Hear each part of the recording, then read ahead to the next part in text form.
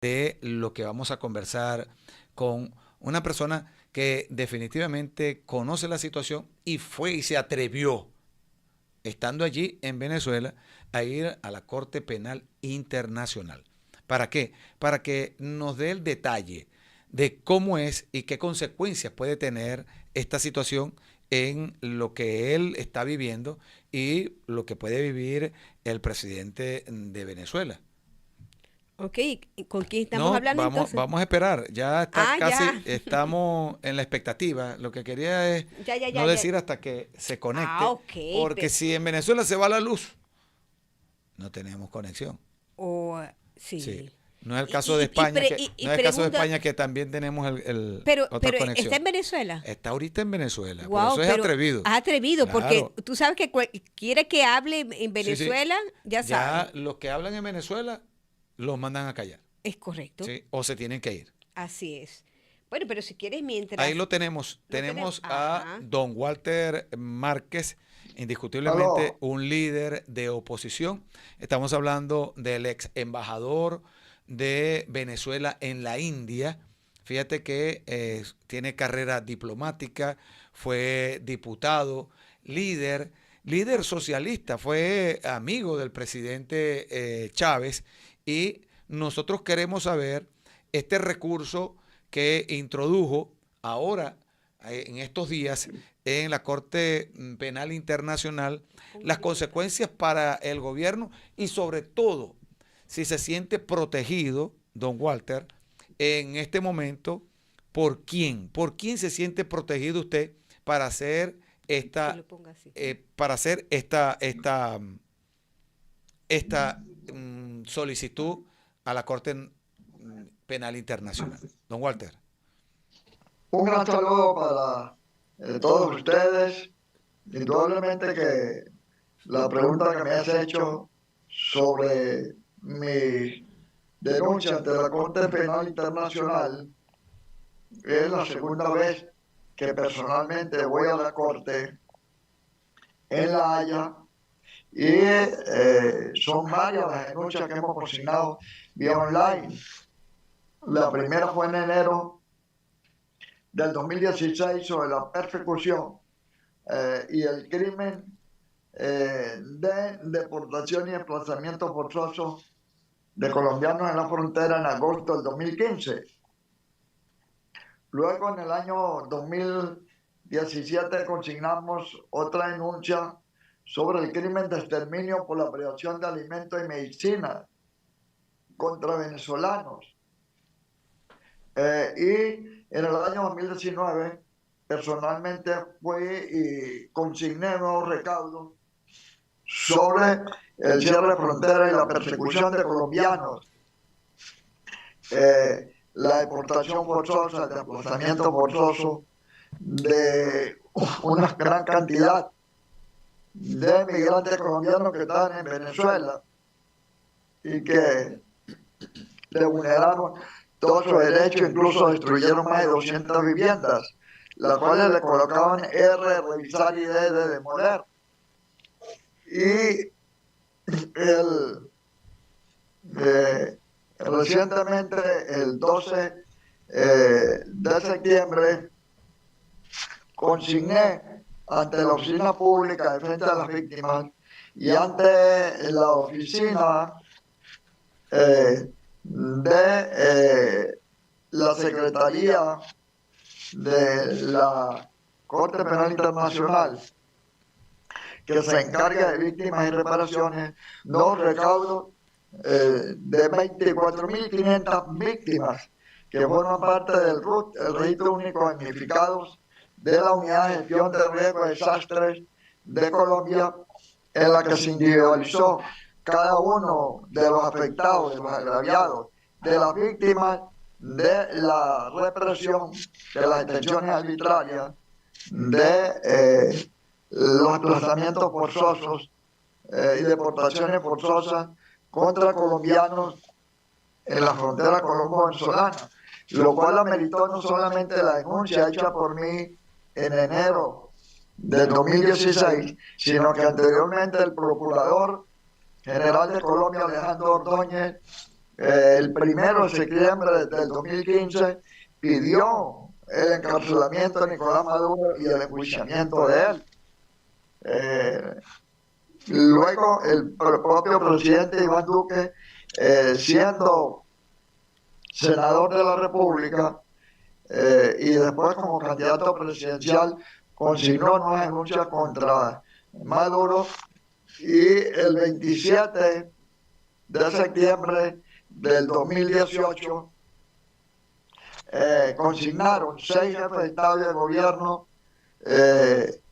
documentos y pruebas y solicitudes de enjuiciamiento a Maduro por crímenes de lesa humanidad cometidos en Venezuela, lo cual ya va a cumplir 6 años, y hasta ahora la Fiscalía, ni la anterior, fue venzuda, que duró 9 años en el cargo, ni el actual han tomado una decisión.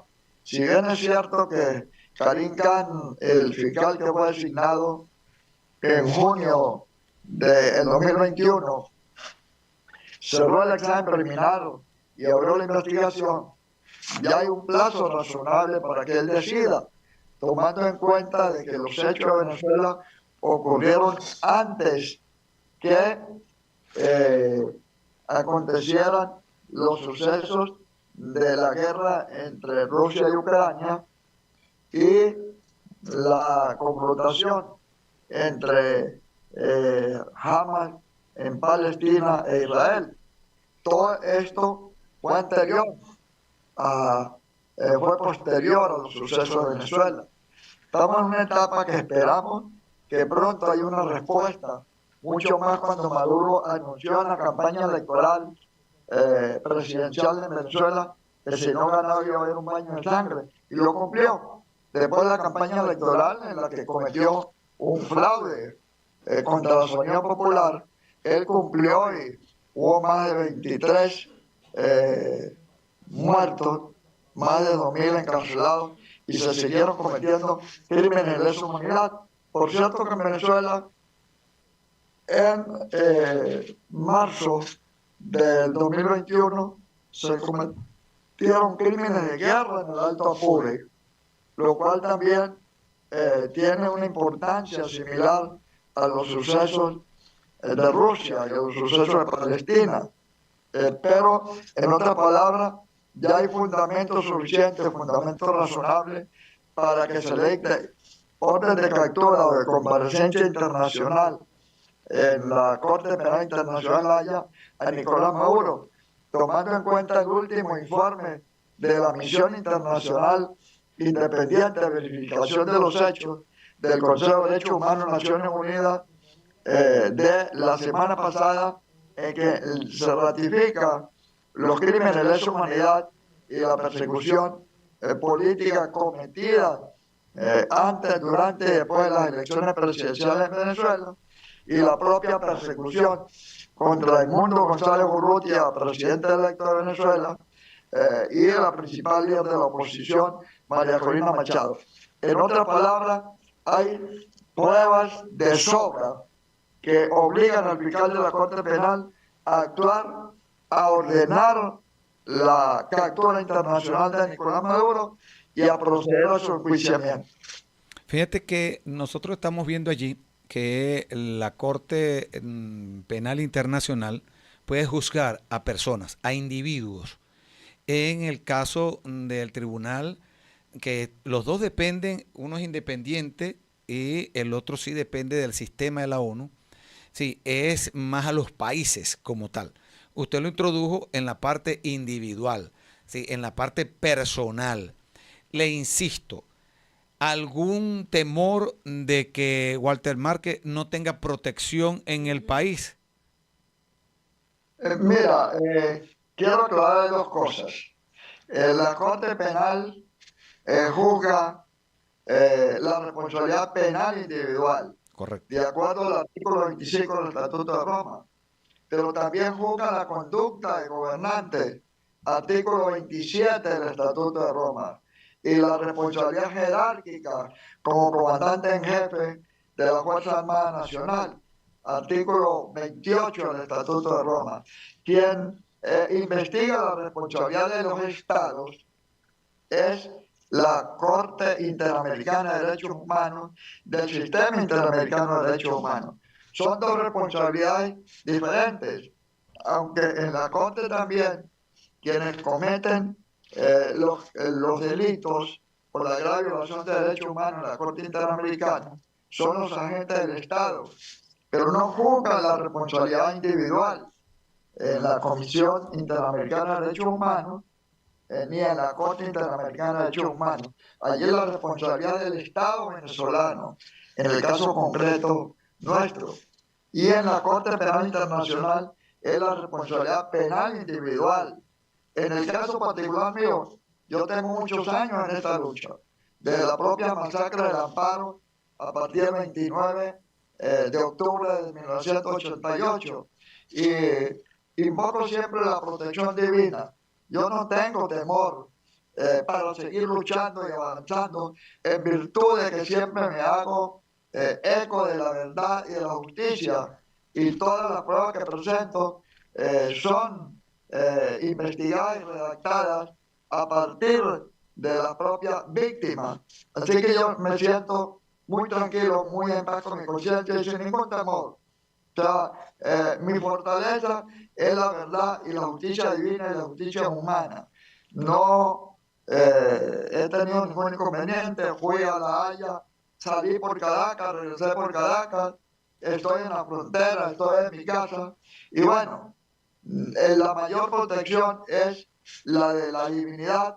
Por eso yo le he planteado a María Corina que esto es una lucha del bien contra el mal, de la luz contra las tinieblas.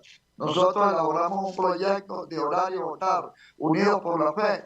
Y ahorita tenemos un proyecto que vamos a continuar, vamos a profundizar, de orar y actuar, oración y acción, como hacían los benedictinos. Ora y labora, oración y trabajo. Eso es lo que requerimos. Y tarde o temprano, Maduro, que tiene fecha de vencimiento el 10 de enero del próximo año, va a tener que entregar el poder.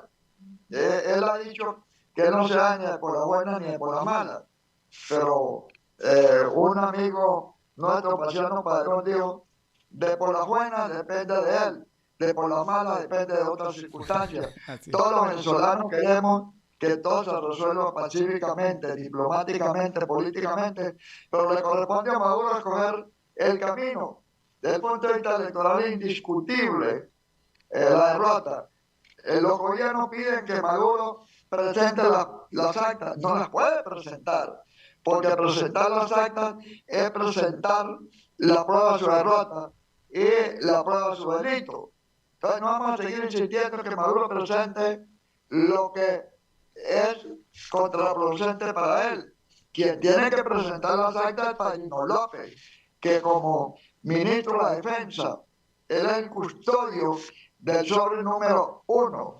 Cuando se redactan, se imprimen las 7 actas del día de las elecciones, el acta número 1 que va en el sobre número 1, lacrado y sellado, que lo transporta con seguridad al Plan República, contiene el primer original. El segundo original va a las oficinas regionales del Consejo Nacional Electoral. El fraude lo cometió Elvis Amoroso el 29 en la madrugada, cuando sin totalizar y sin hacer ningún tipo de cómputos, proclamó a Maduro como presidente, cuando el acta de totalización tiene que ser producto de las actas, la sumatoria de las actas acompañada de un tabulador. Eso nunca se hizo. Y si no hay acta de totalización, no puede haber acta de proclamación, ni puede haber acta de acreditación. Todo eso es fraudulento. En Venezuela tenemos dos fraudes. El fraude electoral del 29 de julio cometido por Elvis Amoroso y miembro del Consejo Nacional Electoral, y el fraude procesal cometido en la sala electoral del Tribunal Supremo de Justicia, porque las actas que María Corina presentó y colgó en la web son legales. son productos del derecho electoral y el derecho digital, un derecho moderno. Son dos cosas diferentes. Los derechos digitales, el derecho a la web, el derecho a la información electrónica, el derecho a la nube, el derecho a la transparencia, y lo otro es el derecho electoral, perdón, el derecho digital que regula esta materia. En otras palabras, el triunfo irrefutable, irrebatible de Mundo González Urrutia lo podemos comprobar primero con las encuestas técnicas que se elaboraron, que reflejaban una cifra superior al 30% por encima de Nicolás Maduro. En segundo lugar, con los actos de masa multitudinarios que se hicieron en todo el país, y en el caso del Táchira, María Corina llenó 24 cuadras de 5 canales, y Maduro no llenó ni 4 cuadras de 2 canales. Es decir, eso se reflejó en los resultados electorales cuando Maduro sacó solo el 16%, perdón, Nicolás Maduro sacó solo el 16% de los votos en el Táchira, y Edmundo González el 82%. Es decir, en el Táchira quintuplicamos la votación y se recuperaron el 99% de las actas. Otro aspecto importante son las propias actas, que técnicamente fueron elaboradas con el código de seguridad, con el código QR, con las firmas. Todo es soportado en la tecnología de la información y de las comunicaciones. Por eso Maduro no puede presentar las actas, porque la prueba de su derrota y la prueba del fraude y la prueba de su delito. Ratificamos que Edmundo González, un perseguido político por el régimen, es el auténtico y legítimo presidente de la República, con el apoyo de esa mujer de gran coraje, como es María Corina Machado, que ha usado todos los recursos sociales, espirituales, tecnológicos y el coraje de una mujer aguerrida para rescatar la democracia y la libertad en Venezuela, y que indudablemente merece esa postulación y el que sea declarada como una mujer dentro de los parámetros de la paz. Por eso nosotros abogamos porque a María Corina se le otorgue el Premio Nobel de la Paz. Don Walter Márquez, definitivamente esa generación es de oro. Lo felicito. Y lástima que ese papelón que estaba tomándose ahí del Táchira, aquí no lo podemos, no es el mismo sabor, no es el mismo sabor, es esa agüita de panela que tenía ahí. ¿Ah? Nosotros la queremos tener aquí. ¿Cómo añoramos y esa nostalgia de Venezuela? Mire, le felicito, le bendigo. De verdad, como dice, que la protección divina esté con usted. Gracias en nombre de muchos venezolanos por tener ese coraje, por tener esa sabiduría y conocimiento de poder llevar el nombre de Venezuela en alto. Esa generación, me imagino que ha conversado con Edmundo en cualquier momento, con María Corina, y fíjate que esa generación, ustedes son de oro, de verdad que incansable.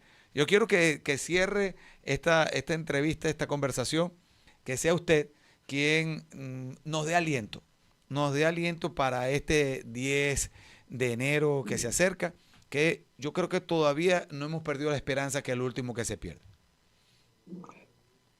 Indudablemente que yo soy, en lo personal, amigo de Edmundo González, fui compañero de diplomacia en la época en que él ejerció su cargo en Buenos Aires.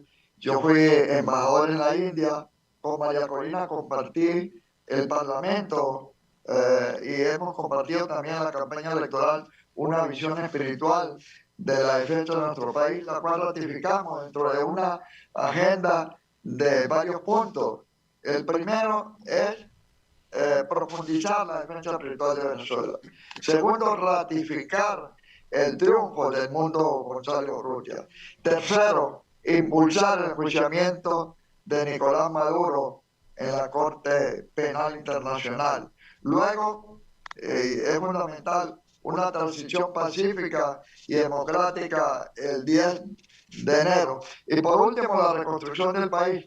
Así que nosotros partimos de un precepto bíblico donde nuestro Señor Cristo le dijo a los apóstoles: lo que es imposible para los hombres es posible para Dios. Así que invocando la protección divina a partir de los católicos, que son la mayoría en Venezuela, de los cristianos, que tienen un papel fundamental, de todas las otras corrientes del pensamiento y de la práctica espiritual, reafirmamos nuestra fe y nuestra confianza que Venezuela va a lograr una transición pacífica, que es lo ideal.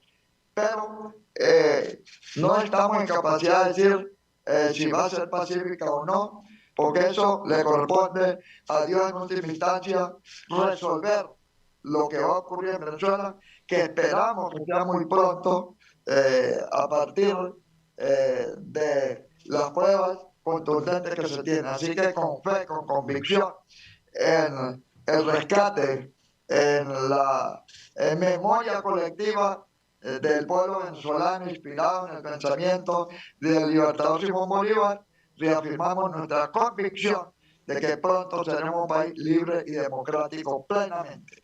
Que así sea. Muchísimas gracias por darnos esta gran oportunidad de conversar con usted, que es protagonista en este momento de la noticia, porque la actualidad se vive aquí en Sin Fronteras Plus.